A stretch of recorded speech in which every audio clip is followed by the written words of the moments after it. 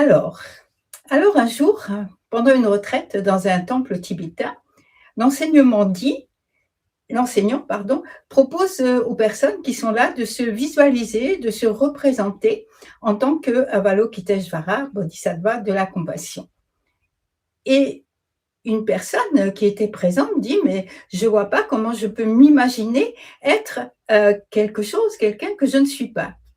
Et j'aime beaucoup la réponse de l'enseignant. Il dit: «Mais après tout, vous passez votre vie, instant après instant, à vous imaginer être une personne, cette personne avec ce nom, avec ces caractéristiques bien précises. Voilà ce que vous faites jour après jour. Donc pourquoi ne pas changer et vous imaginer être une personne, beaucoup plus vaste, beaucoup plus large, beaucoup plus, comment dire? Pourquoi ne pas faire le choix de cette ouverture?» Et je me suis dit: «C'est vraiment intéressant» quand j'ai lu cette petite histoire, je me dis: «C'est vraiment intéressant».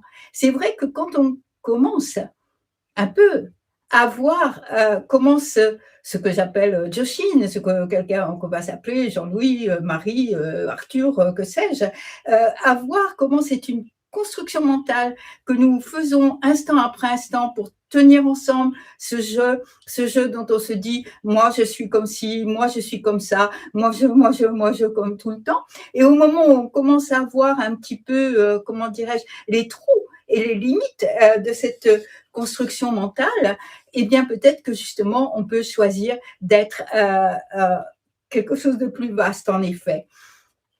Alors, je ne dis pas qu'il s'agit de se prendre pour, je ne dis pas qu'il s'agit de se prendre pour Avalokiteshvara et dire aux gens: «Excusez-moi, ne me parlez pas comme ça, vous avez remarqué, je suis la bodhisattva de la compassion». OK, mais pourquoi ne pas ouvrir et pourquoi ne pas, comment dirais-je, agrandir notre vision du monde en prenant en quelque sorte, en mettant en nous les qualités, les caractéristiques du au-delà bodhisattva à la place de ce que nous répétons sans cesse, parce que c'est ça qui est curieux, parce que nous le créons et puis après nous y croyons dur comme fer. Donc nous nous répétons sans cesse que je suis comme ci, je suis comme ça, je suis telle personne, etc.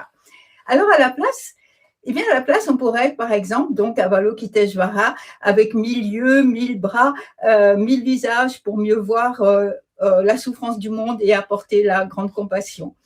On pourrait être, par exemple, Manjusuri. Manjusuri et pénétrer la sagesse profonde et avoir les paroles justes et les moyens habiles pour s'adresser et partager le dharma.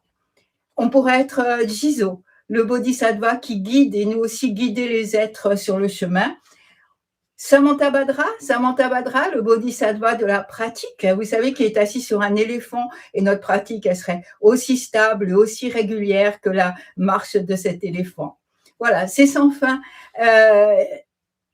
Par exemple, le Sutra du Lotus, si je peux me permettre cette remarque, c'est un réservoir à bodhisattva, vraiment.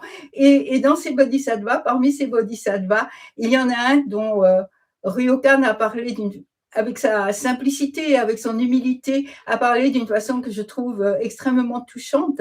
C'est le bodhisattva, celui qui ne méprise personne. C'est un bodhisattva qui va devant les êtres et qui leur dit je vous respecte parce que je sais qu'un jour vous serez Bouddha. Alors, il est souvent très mal accueilli, ça se passe souvent très mal. Et Ryokan, lui, par contre, dans son humilité, dit « Vous passez votre vie en pratiquant seulement Gassho.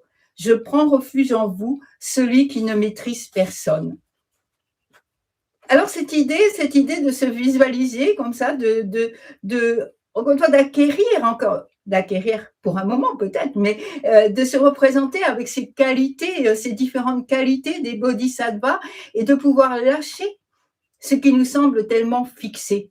Et vous savez, une première expérience, et vous pouvez en faire l'expérience peut-être quand vous recevez un rakusu, c'est de changer de nom un petit peu. Pour moi, de passer de mon nom d'enfance, de mon nom donné au nom monastique, eh bien, c'est une ouverture. Quand vous changez de nom, eh bien, c'est quelque chose de votre identité qui s'ouvre et qui permet une plus grande ouverture et des choses dont avec mon premier nom, ne pensais pas forcément être capable. Et cette possibilité d'avoir plus d'espace pour nous et donc plus d'espace pour accueillir tous les êtres. Voilà, c'est un petit peu, alors Je me souviens jamais qui a écrit ça, pour autant qu'il y ait un seul auteur. J'ai jeté cette petite chose qu'on appelle le moi, et depuis, je suis emplie par l'univers entier. Bon, c'est peut-être un peu radical, je suis pas sûre d'arriver à faire ça, mais pour un moment, pour plusieurs moments, pour un temps indéfini, pouvoir voir le monde à travers les yeux d'un bodhisattva, pouvoir exprimer les qualités d'un bodhisattva et donner plus d'espace à ma vie et à la vie de tous les êtres.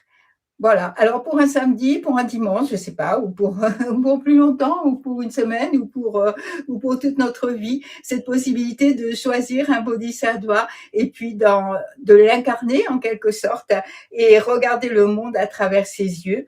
Et voilà ce que nous pouvons être à la place de ce que nous croyons être. Merci.